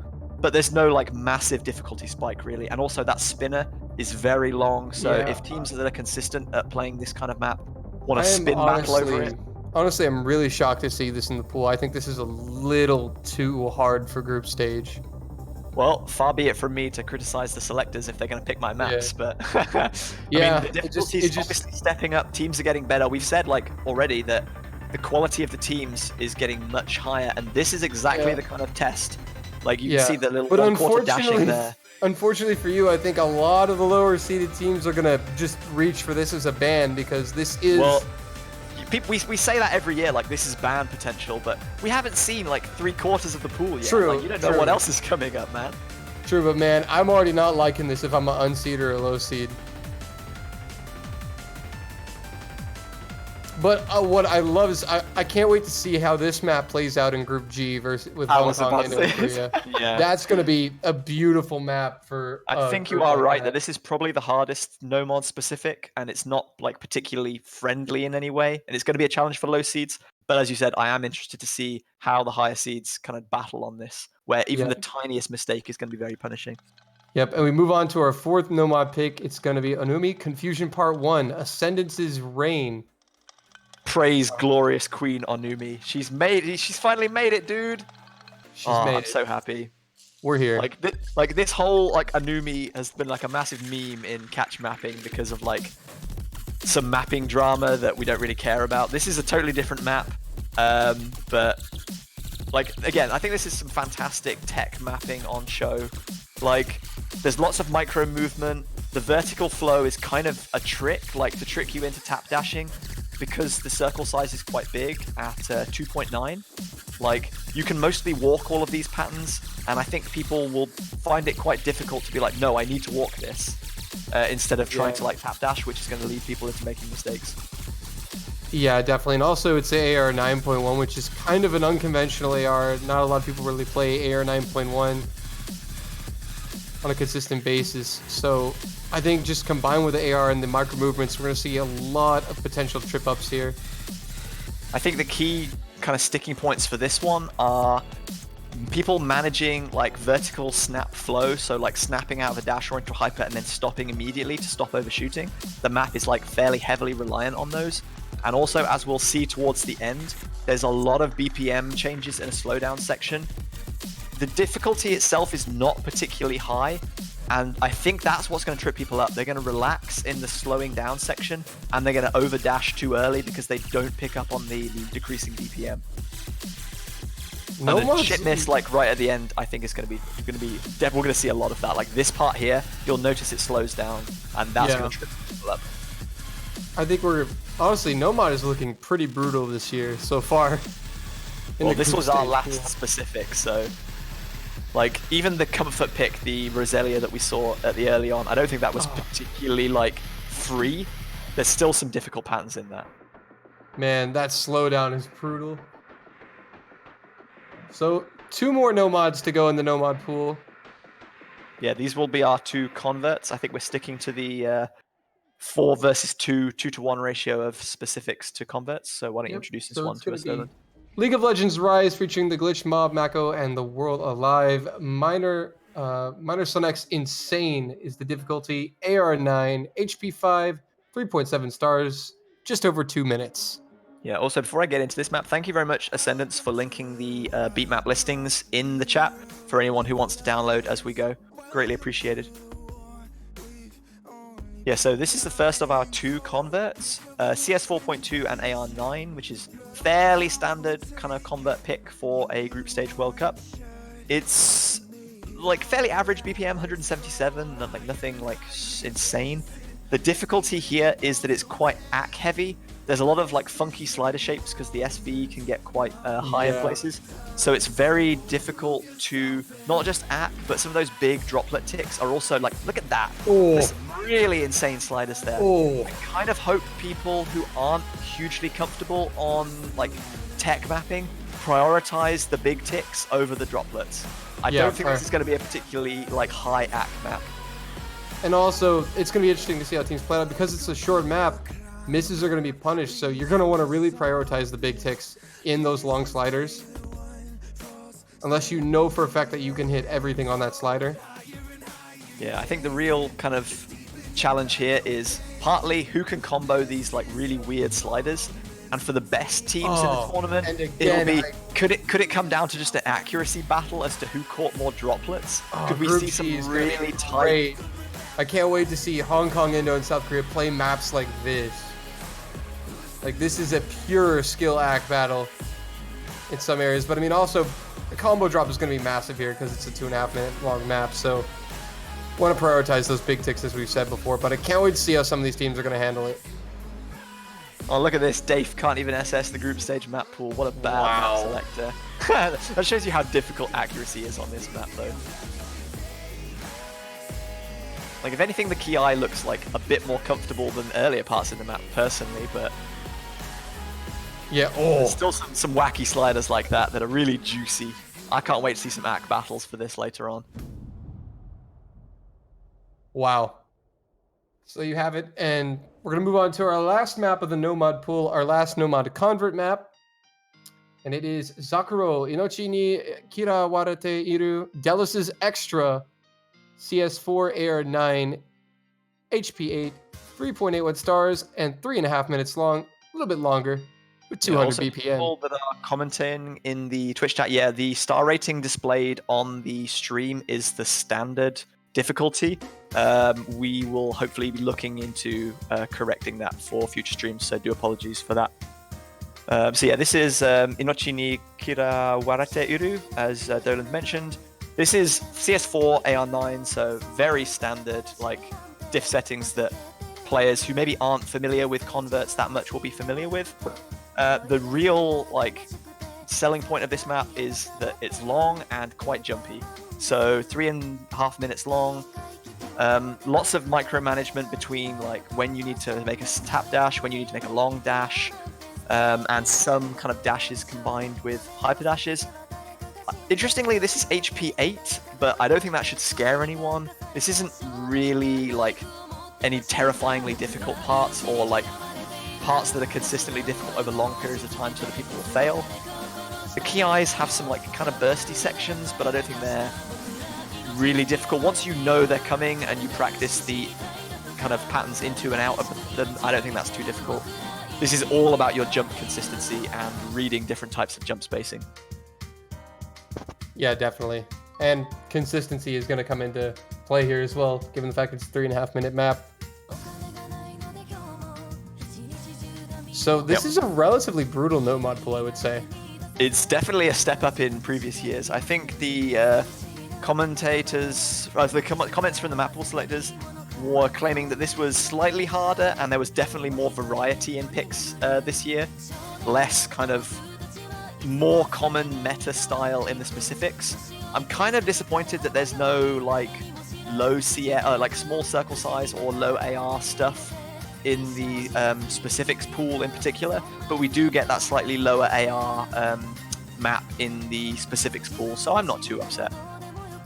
There's still a little bit on offer for everybody here. Personally missing my CS5 AR8 converts, but I'm dumb, so there's a nice like hyper patterns back and forth there that people can probably jump too early on if they're slightly under pressure. Yeah, definitely. And also just timing these jumps and memorizing the spacings is going to be very important to this map. Yeah, Ascendant saying they opted for the big CS instead of the small one this time, which is great. I love to see the variety each year. Like, it became a bit kind of like, ooh, what's the CS5 map they're going to pick this year? Or ooh, what's the AR8 map for Hidden they're going to pick this year? And we haven't obviously got to those picks yet, but I'm really happy that there's so much more, like, they've gone, like, completely different this year. It just shows, like, especially for the specifics, how much, like, the meta has shifted and how much more is available to map selectors this year. Like, there's so many more maps available and so many more people mapping than there were, like, a year or 2 years ago in particular, which is great. Like, as a mapper, it's kind of great to see for me.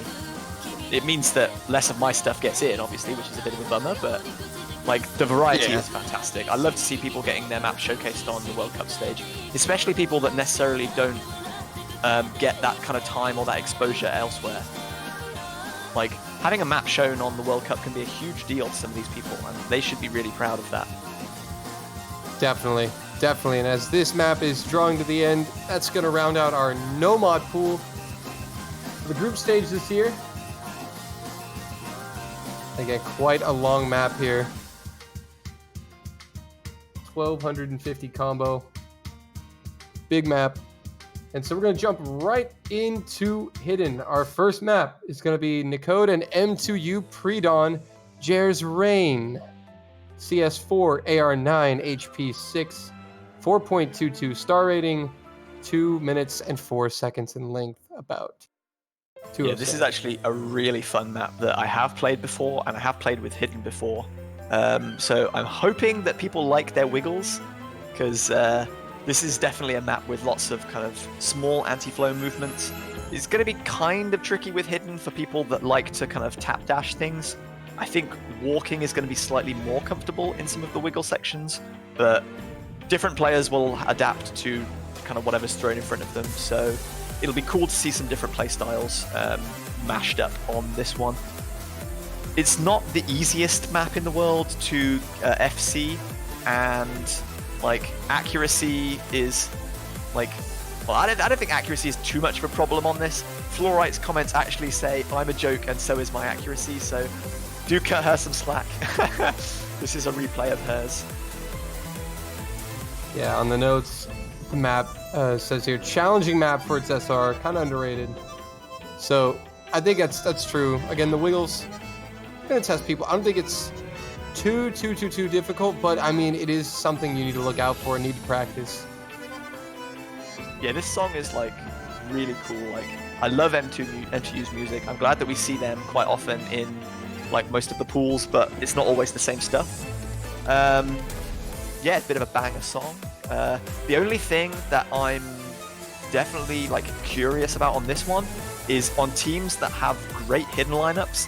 This map does not have a spinner, so it could all come down to accuracy battles. And as we said, this map doesn't look too difficult to act compared to some other stuff we've seen. So on teams with great hidden lineups, this is conceivably something that could see like a tie and the map has to be replayed. Yeah, definitely. And also you can see even Fluorite is struggling with the ACK here. I mean, this map is ACK is kind of difficult here, but I think the main thing is just going to be holding that combo through some of these wiggles. So interesting to see how these teams are going to deal with that. So that's our first hidden map of the pool. Moving on to our second hidden map, it's going to be Seismic's Breeze, Rakma's Rain. So the South Korean player Rakma getting a map here in the hidden pool. CS 3.8, 140 BPM, AR9, HP 6, 4.02 star rating, and 145 in length, the shortest one so far in the pool. See, before the stream started, I was talking to Rockma in the the World Cup server, and he was like, "Oh, when are you going to talk about my maps?" And I said, "If a Rockma map shows up on stream, I'm going to pop off." And here you go. There's a Rockma map in hidden, and not only that, this is one of my favorite maps of his. It's not like obscenely difficult, but it has an awesome style. It has great transition between like hyper dashes and dashes. The flow is just beautiful. I'm so happy with this map. Like, compared to the previous map, which had some like wiggling patterns, I think this is a slightly more kind of standard pick. It's less kind of gimmicky in a way, but there's definitely shit miss potential, especially later on as we get into the Ki. There are some pretty cool patterns that I think I would be quite happy to borrow and steal in a few of my own maps if you wouldn't mind. This section in particular is really cool, like the expanding triples. Yeah, I really do like that. It looks really cool too, but the flow just, as you said, the flow in this map is so nice. So there you go, Rockma. There's my shout out to you, friend. Congratulations on getting your map selected. I think this is going to be a comfort pick for any team who favors HD. I think any team that's going into a match knowing their opponents are strong on hidden will potentially ban this map because it's kind of a, I don't want to say easy, but easy in terms of the flow. It's really a great map to get into the rhythm. I think a lot of people are going to be able to get into the rhythm of this map quite nicely. So I think it might see a couple bans potentially in the group stage. That's going to be it. Moving on to our final hidden map. It's going to be Sid, Ranbu, No Melody, TV Size, Happy's Insane, CS4, AR8, HP 6, 3.1 stars, 125 in length. So our new shortest one, it's a TV size and it's AR8. And what is that skin? Look at that glorious skin, though. That is fantastic. That's a great skin. It's got a 5-digit beatmap ID, so I'm guessing this is like 2012? 2011. Holy oh, wow. So this is our convert of the pool. Yep. So this is quite short. It's only 1.5 minutes, as you see as TV size. And the notes that for this are fantastic. This year we picked an easy AR8 hidden to avoid constant bans. Just kidding, it will still be banned. I love Bleach, by the way, in the notes. Yeah. So most of the difficulty from this comes towards reading of like side-to-side 1/2 jumps with lower approach rate. If everyone plays kind of carefully, then like making sure not to dash too early, then this should be a map that people who are experienced at hidden can FC without too much difficulty. But, you know, tournament pressure, nerves. Some of those hyper dashes across the screen could easily catch people out. And yeah, AR8, so if you don't like AR8 on your hidden or AR8 in general, then miss this one. Also, yeah, if anyone plays in the tournament with that skin, then kudos to you. Kudos to you. That's going to wrap up our hidden pool. Moving on to our hard rock pool. Survived, said the prophet, found and lost TV size platter. That's by Wei Wuxian. TV size World Cup. TV size World Cup. The CS on this is it's 4.42 after hard rock. AR10 obviously. HP 5.6 after hard rock.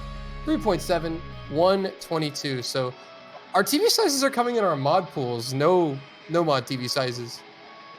No, so this is, yeah, maybe this is going to be continued throughout, we'll see. So this is an interesting pick because last year we saw, it was an old Kodak's map, I can't remember exactly what the name of it was, but that was also an AR10 platter that was featured in the group stage for the first time, and it was also mapped by Wei Wuxian, who was then known as Rosius Jaeger. So it's great to see that they've kind of consistently put out like this kind of nice comfort flowing map that tests AR10 without like making too awkward patterns that fit for group stage.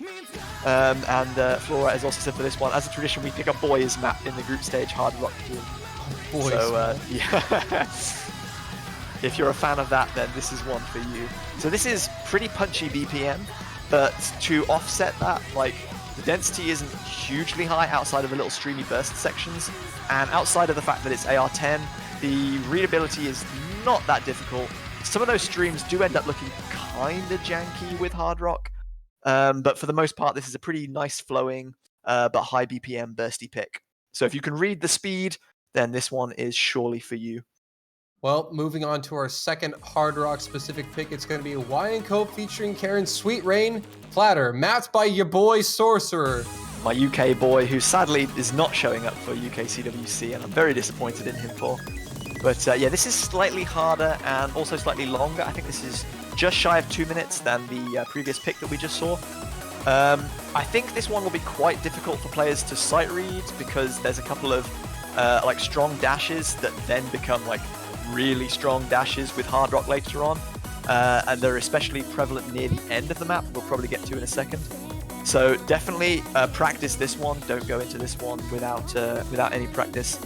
It's offset by the fact that it is slightly lower BPM and I think slightly easier in general than the previous pick, outside of these memory jumps that we'll probably get to in just a second. Yeah, it's also slightly longer. Yeah, I've been advised 390 is a killer, so I'm looking forward to that one. Oh, let's look. Coming up soon. Soon, TM. Ooh, where's that drum roll? I don't want to be disappointed. 390. Here we go. The pattern before that was slightly weird. It was like hyper dash into like a double into another hyper dash. So I think that was the one they were probably referring to, the 370 part. Like that pattern again is kind of difficult.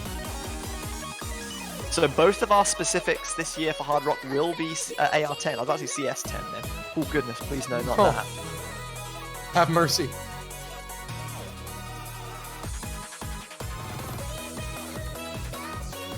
So flow on this is not too complicated. Like, I think the streams look a little nicer on this one with hard rock than they did in the Survive Said the Prophet map. But this one is slightly longer and slightly slower. So there are a few more of those. Ooh, when the density gets low, do I go left? Do I go right? Where's the next note going to appear? And as you said, there's a couple of those like 1/4 hyper double pairs that that could cause players to struggle if they're not aware that they're coming. Yeah.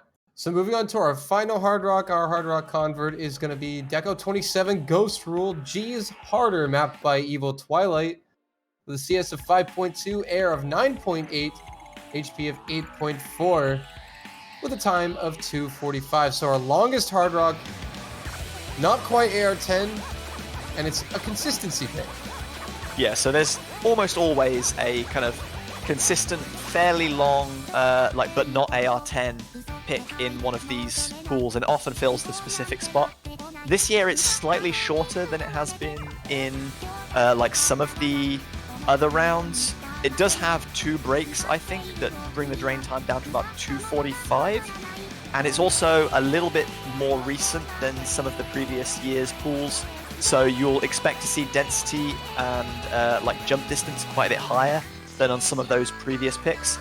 That really favors people who are good at like managing their jump distances, but it's not quite so favorable for people who are like good at reading like large gaps between like low density. People who can react to like, oh, there's a note right on the other side of the screen, I need to be there now, which is slightly different than we've seen in previous years. The BPM on this is really high though, so even when there's like a large timeline gap between notes, they're still often kind of fairly visible, like you know where you need to go from one note to the next. And this is, as you said, it's all about consistency. Yeah, definitely. So if a team is struggling with Hard Rock, this is definitely going to probably be the one to get the boot in terms of a ban. It's not quite AR 10 though, so I mean, I don't know. We'll have to wait and see. But again, yeah, I mean, I am someone who can just about do AR 9.8, but 10 is like, oh, it looks so easy until I try and play it myself, and then it's like, oh, whoops, I missed 20 notes. What's going on here? Oh no. This is definitely more a consistency pick than the others, which are obviously quite a bit shorter. Like, the half jumps are the focus of the map. They're not, like, brutal from what I can tell so far, but it is very much a consistency pick where reading isn't really the key difficulty outside of a few, like, low-density sections like this. Section could quite unnerve some players because you're never sure, like, when is there going to be, like, a random screen jump, or when is there going to be a 1/4 pattern thrown in, and when is the intensity going to pick back up. But, yeah, like, I'm not sure this is something I would ban if I was like looking to avoid Hard Rock compared to stuff that I've seen in previous years. I think the Hard Rock pool overall is maybe slightly harder than it has been with the 2 AR10 specifics that are quite high BPM and bursty. But yeah, we'll see what people like to pick here. Hard Rock is traditionally a pick that a lot of experienced older players still play quite regularly and are still very proficient at. So maybe this will favor those teams more than some of the newer rosters, which are geared towards like double time. Definitely. And so this is going to wrap up the Hard Rock pool. And so that's going to do it for Hard Rock. Moving on to double time. For all you speedy boys out there, we've got Arashi Natsu no Owari ni Omokoto, the collab platter, mapped by Ming Michael. So CS of 4, AR is 9.53 after double time, HP of 6, 3.6 stars, and 2.5 minutes in length. BPM does vary here.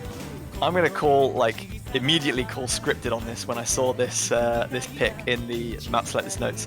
This is one of the picks that I selected for like my the UK practice lobbies that I did when we were selecting our team. So I'm very kind of interested that this has appeared in the pool. Map selectors have been following my tournament matches clearly, but no, this is like Ming is always a person who historically has mapped like not extraordinarily difficult map sets that fit very well for a double time and hidden, and obviously this is the time he's been allowed into the double time pool. This is not a very like difficult map in terms of speed. Its default BPM is like 180 with DT, I think, so it's quite slow. So aside from balancing the additional catcher speed, this is something that most people who aren't like hugely familiar with DT could probably get behind without too much difficulty. It's mostly just a case of, can you kind of make your jumping consistent? Ming is someone who likes lots of vertical patterns where you have to dash and then stop quite quickly. So it's all about maintaining your flow in terms of you're moving one direction, then you stop, then you move again, then you stop. So that's something that I'm looking out for. Who maintains their flow, who is able to just stop, start, and still kind of maintain that confidence. Also to note, this is AR 7.8, So it's slightly lower AR than like the default 8 than we normally see in some group stage pools. With DT, that'll be 9.53. So again, for someone who's not hugely popular, like who's not a huge fan of double time, then like if they're like, oh, you need to learn double time because we don't have any real double time players on our team, this is something that players can probably get behind without too much difficulty. And I would expect most unexperienced teams who have to play double time to maybe roll with. That being said, experienced teams will probably be looking to ban this because they don't want lower seeded teams or unseeded teams having a chance of performing well on a double time pick. Yeah, I agree with that. So that is going to do it for our first double time pick. Our second double time pick is going to be, oh, it's a good one. You ready for it? I don't know if you're ready for this. It's going to be When Time Sleeps, AFB's platter mapped by Alien Flybot. He's in the World Cup, boys. He can't escape. He's unable to participate as a player, but he's still here as a mapper. Someone who always makes like really good consistent maps. And again, like bring the featured artist hype. I think this is our 4th featured artist map set in the pool this year. So lots of love being given to them. Yes, this map coming in ARA DT. When you apply DT, it becomes 9.67. Just over 2 minutes long. Yeah, the selling point for this one is not like jumps like the previous one was. This is a high BPM kind of pick, so it becomes 255 with DT. As you can see, there's quite a lot of micro movement going on, like especially in the stream sections where you have to move after a triplet and then dash. People could easily dash like too early or not leave themselves enough room to make some of these distances. This is a pretty popular song. I think this song, or a short version of this song, was featured in the 2017 World Cup. I think it was a Piku's Rain hard rock pick. This is obviously the full version, so its drain time is just over 2 minutes with hard rock. The kind of unique thing about this map is that it's split into lots of parts where there's a calm section, then an intense section, then a calm part. Now there's a break, then we build back up slowly as it goes along, and then it ends on a very calm note as well. So players really don't want to be kind of like losing focus or switching off in some of these calmer sections, or like you could easily make a mistake. Yeah, sleep tight, Sarden. We're gonna have some more sleep tight Sartan. We had was it ZZZ in the pool last year. Is this our Sarden meme map right here? This is our sleep tight Sartan meme map from 2018. Yeah, I think in BPM, as I mentioned, is quite high, like slightly higher than stuff we've had in group stages before. But it is split into lots of like the burst of intensity, then a slow part, then another burst of intensity. So I think it kind of balances out. And AFB maps aren't traditionally like too technical, at least like at this kind of level. They're fairly comfortable. So this is something that's based on kind of, can you balance your catcher at high BPM and can you be consistent between like sections of varying intensity? Oh, I was gonna do it. Got the sleep tight Sartan memes out from is that from last year? I think that might be from last year. Yeah, our good old memes from last year. So we're gonna go to our DT convert now, our last double time pick, last pick of the pool.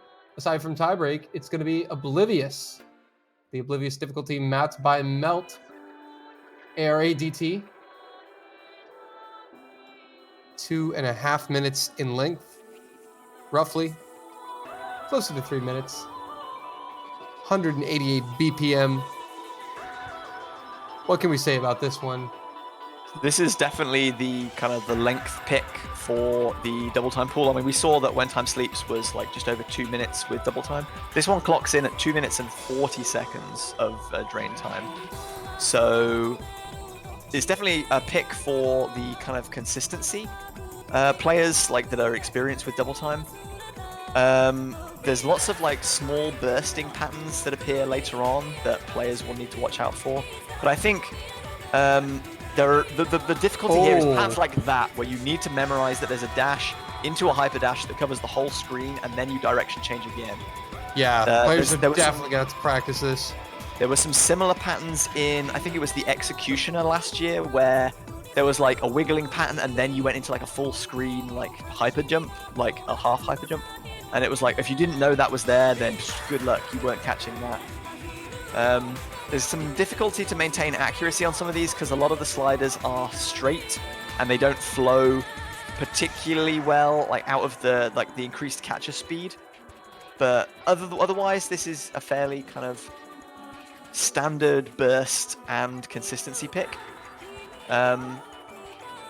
Yeah, I don't think there's anything like, aside from like those burst patterns and some memorization, I don't think there's any like super difficult parts here. Again, as we saw in the previous pick, there's some areas where like it's quite calm and it's not too difficult, and then some areas where it ramps up and you need to like have rapid dashing back and forth. Again, this is quite an old combat. I think it's from 2013. So it does feature like a slightly lower density style overall compared to some newer maps. And yeah, it's going to be interesting to see who can keep consistent through these kind of like slower sections and is going to be instantly ready to kind of pick the pace back up again when they come into big sections. That like screen jump after a hyper, I can guarantee that's going to catch somebody out. Yeah, absolutely. You expect to be going into a really calm section and then it's just like, bam, here's a screen jump. Yeah, this is definitely a map the players are going to have to practice, and they're going to have to simply just remember the jumps, because if you don't practice it, you're not catching that. If you don't know it's there. Just, it's not happening. So this is going to wrap up our DT picks. And all of the standard map pool for a fact. Yep, only one map left, and it's the tiebreak. I haven't seen anyone guess it in the chat. But it's time for the group stage tiebreaker for the 2019 group stage. It is going to be Rita Dorshadas. The overdose difficulty by Sinnoh is our tiebreaker, coming in with CS4 AR 9.3 HP 7 of 5.38 star rating, 4.5 minute drain time. Keywords here: anti-flow.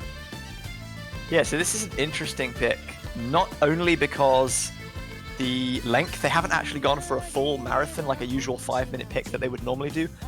Honestly, I think this is really quite difficult compared to previous year's tiebreakers.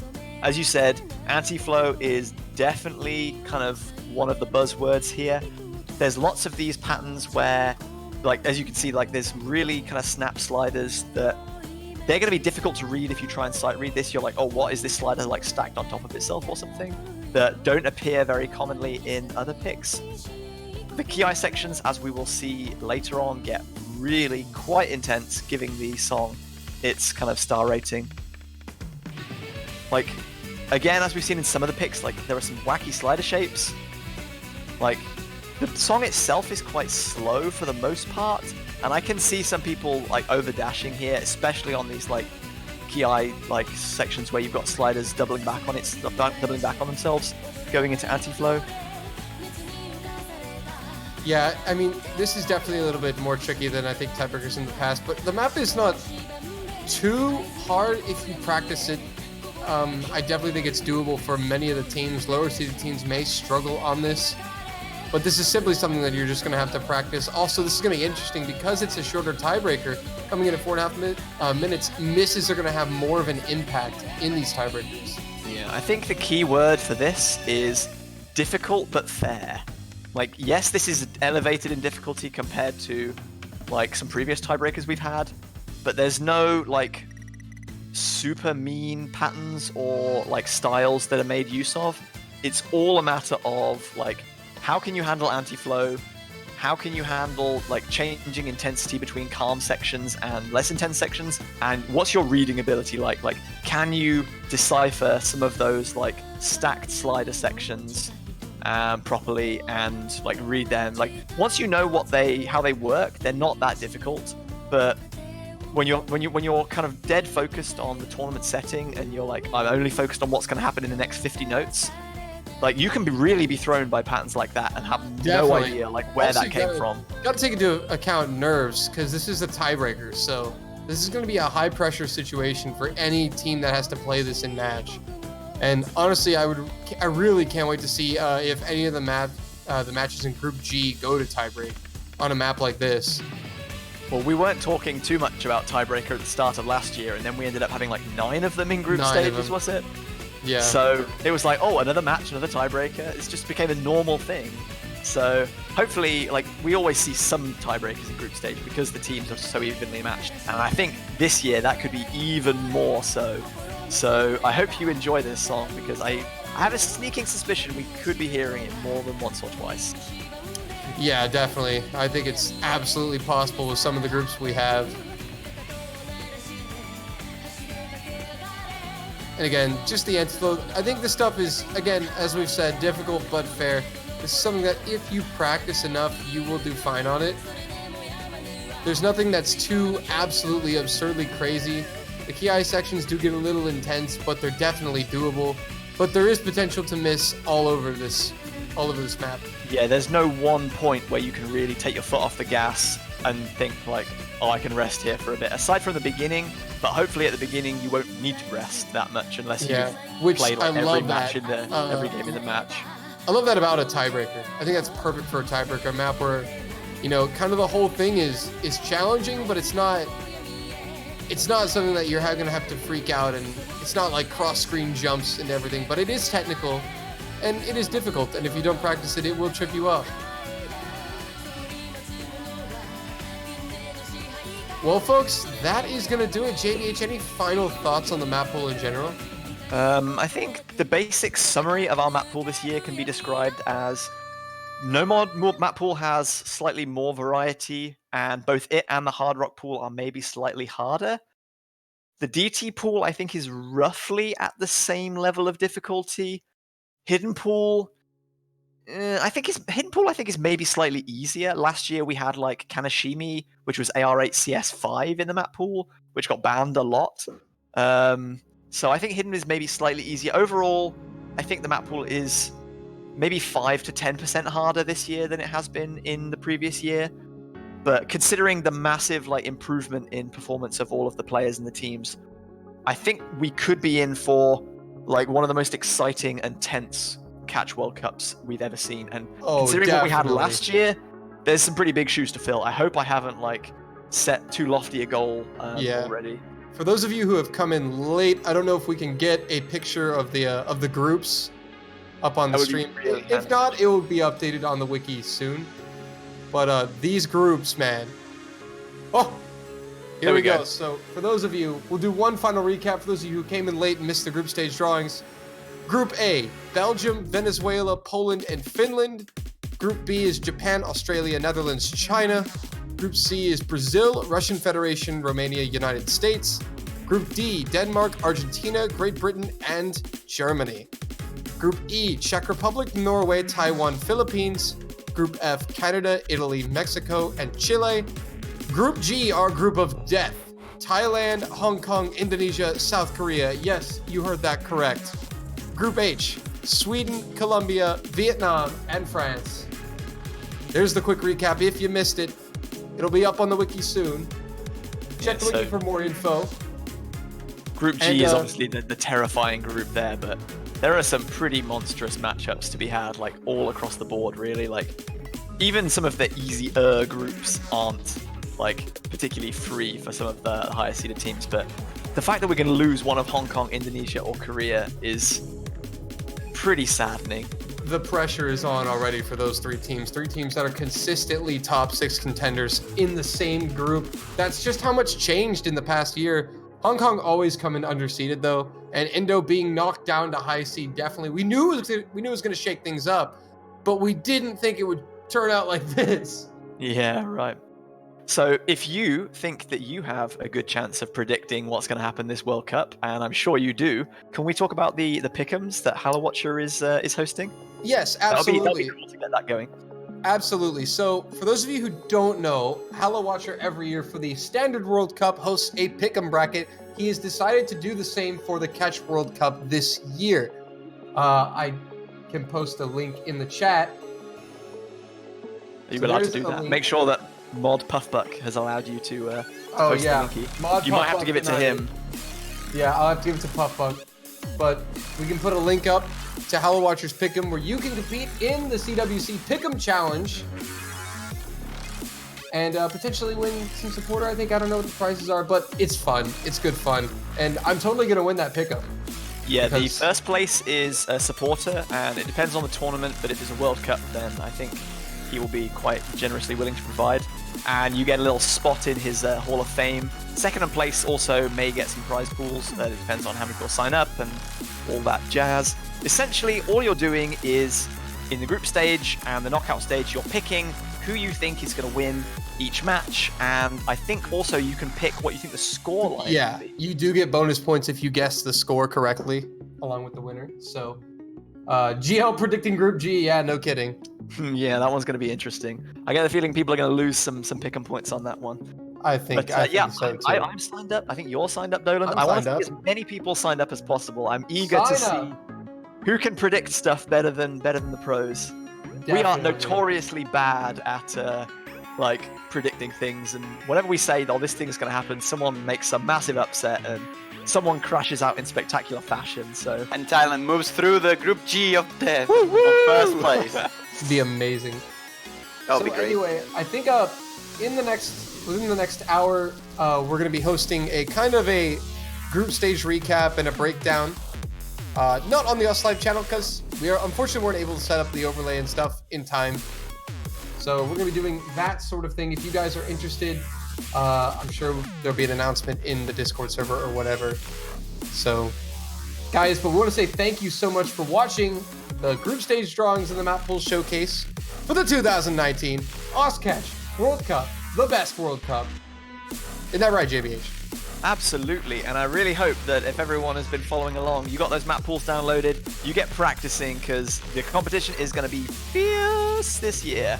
So best of luck to all the players. Thank you so much to everyone who joined in and followed the stream.